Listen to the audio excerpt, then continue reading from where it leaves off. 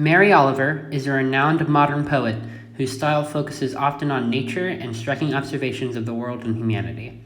She was born in 1935 in her hometown of Maple Heights, Ohio, and she went to both Ohio State University and Vassar College, but did not graduate from either. In her later life, she lived with her partner Molly Malone Cook in Provincetown, Massachusetts. Her work has won many awards.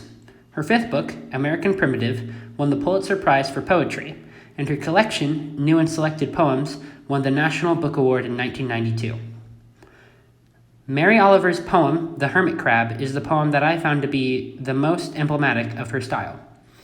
It begins with a single description of a hermit crab on a beach, which then grows to include evoking observations on death and renewal.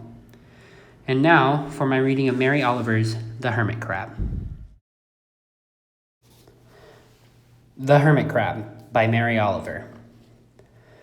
Once I looked inside the darkness of a shell folded like a pastry, and there was a fancy face, or almost a face.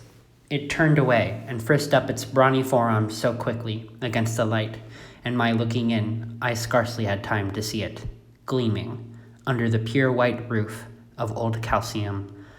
When I set it down, it hurried along the tide line of the sea, which was slashing along as usual, shouting and hissing towards the future, turning its back with every tide on the past, leaving the shore littered every morning with more ornaments of death. What a pearly rubble from which to choose a house, like a white flower, and what a rebellion.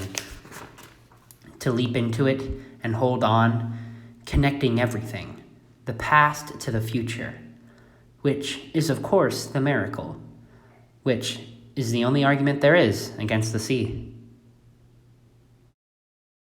The reason I chose this poem is because, like most of Mary Oliver's poems that I've read, it begins with vivid imagery of nature, which is the hermit crab in the beginning of the poem.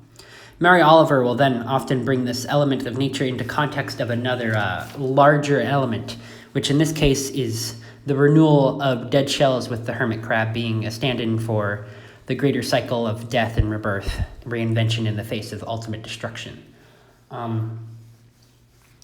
So yeah, that's basically my presentation on the poet Mary Oliver.